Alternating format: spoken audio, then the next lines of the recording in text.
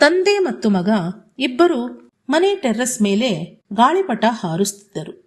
ಗಾಳಿಪಟವನ್ನು ಹೇಗೆ ಹಾರಿಸಬೇಕು ಎಂದು ತಂದೆ ಮಗನಿಗೆ ಕಲಿಸುತ್ತಿದ್ದನು. ಗಾಳಿಪಟ ಚೆನ್ನಾಗಿ ಎತ್ತರಕ್ಕೆ ಹೋದ ನಂತರ ತಂದೆ ದಾರವನ್ನು ಮಗನ ಕೈಗೆ ನೀಡಿದನು. ಮಗನ ಮುಖ ಸಂತೋಷದಿಂದ ಹೊಳೆಯಿತು. ಆ ಹೊಳೆಪಿನಲ್ಲಿ ತಂದೆಯ ಮನಸ್ಸು ತುಂಬಿ ಹೋಯಿತು.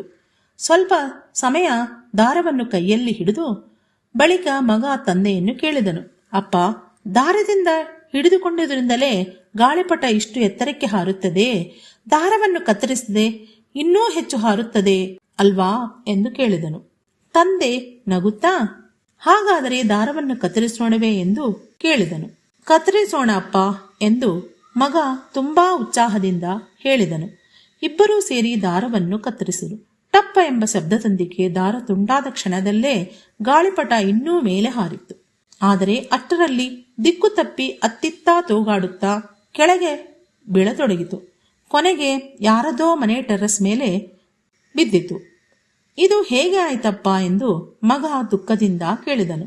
ದಾರ ಕತ್ತರಿಸದೆ ಗಾಳಿಪಟ ಇನ್ನೂ ಮೇಲಕ್ಕೆ ಹೋಗುತ್ತದೆ ಎಂದುಕೊಂಡ ಮಗನಿಗೆ ಅದು ಕೆಳಗೆ ಬಿದ್ದು ಹೋಗುವುದನ್ನು ನೋಡಿ ನಿರಾಸೆ ಆಯಿತು.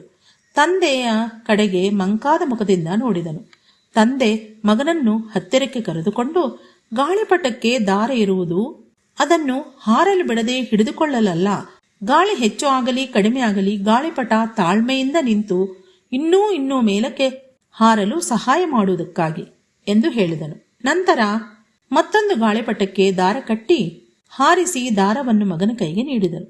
ಜೀವನದಲ್ಲೂ ಕೆಲವೊಮ್ಮೆ ನಮಗೆ ಹೀಗೆ ಅನಿಸುತ್ತದೆ. ಕುಟುಂಬ ಎಂಬ ಬಂಧನ ಇಲ್ಲದಿದ್ದರೆ ನಾವು ಇನ್ನೇನೋ ಹೆಚ್ಚಿನದನ್ನು ಸಾಧಿಸಬಹುದಿತ್ತು ಎಂದು.